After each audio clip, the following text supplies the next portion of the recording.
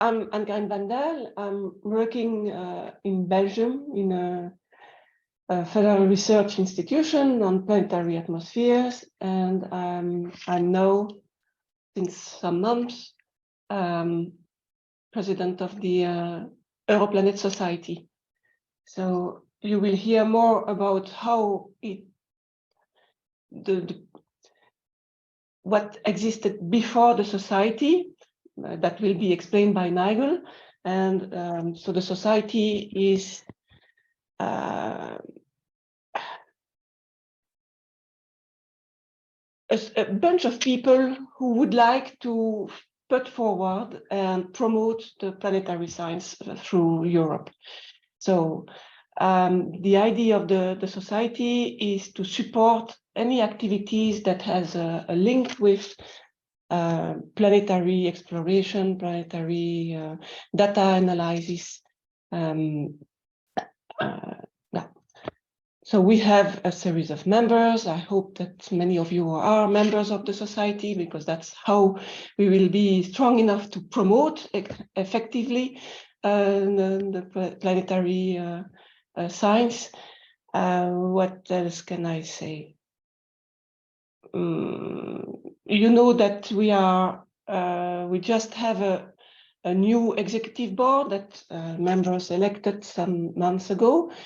There will be a presentation of all the members tomorrow, so please also connect and ask your questions, because that's how we want the society to work, is to for the people to really interact with us. The society is for our members. So please contact us, be involved in our activities. And in that sense, I'm very glad that the GMAP seems to have such a high success. So that's from me. That's my introduction, I would say. Nigel. Thank you, Anne. Yes, I'm Nigel Mason. I'm a professor at the University of Kent and also at the Tomki, which is a research infrastructure in Hungary. As Anne-Carine said, I was the president before her, but very pleased to see Anne now taking over, and I'm sure we're going to have many exciting things in the future about the society. I just want to talk very briefly about the research infrastructure. So I'm just going to share a few slides with you. Hopefully that's going to work into full slide mode. Yes, hopefully you're all seeing that. So Europlanet was originally established through a series of European Union grants to establish a research community using facilities across Europe. And the way that we see the European Space Triangle, as we call it, there are three parts to it. There are the interplanetary space missions, the missions to JUICE and so on, all organized and run by ESA. But to do those missions, they're built upon a combination of academia and industry. The Space 4.0 is the new strategy for ESA, which is a combination of private and public partnerships working together to do the missions.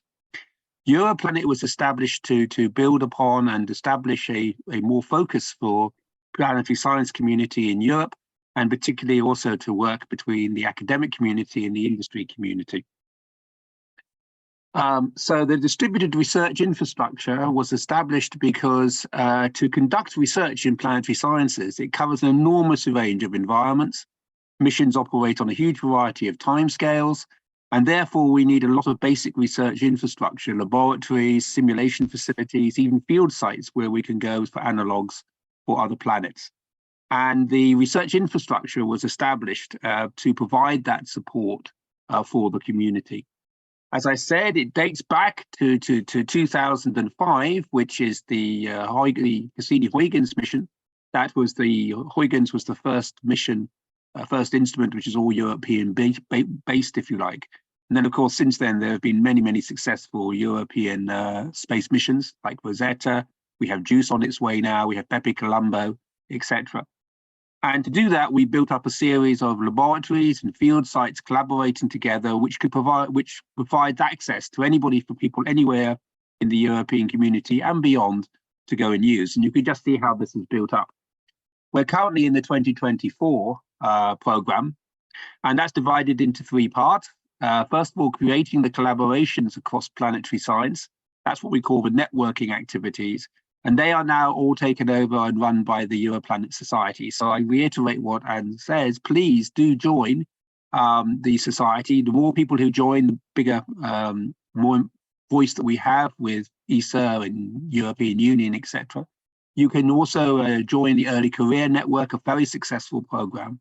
And also you'll join one of your regional hubs. There are 10 regional hubs in which you can join. As I said, up until now, we've been running access to these field site facilities, these laboratories called the Transnational Access Program. The current program is just coming to an end. That's why we're called Europlanet 2024. But we are working on the next generation of those. So please look out for that when you join the society. But for the GMAP activities and the ongoing activities, I want to mention our virtual access program, which is a series of projects and databases and tools which have been developed. We have SPIDER, which is for space weather around other planets. Vesper, a huge database. If you're looking for data, if you're looking for simulation tools and models, I'm sure this will come up this week in the GMAP program. But Vesper is an enormous amount of effort that's been put together over the last 15 years. GMAP itself, as you're holding this meeting here, it was brought into this current 2024 program after a series of successful previous projects. And as you can see by the size of the people here today, it's been an amazing success. We also had a special program, which is now finished, and we're writing up the results, and you'll be able to access the tools to develop machine learning for bringing that into the and artificial intelligence into the planetary science community.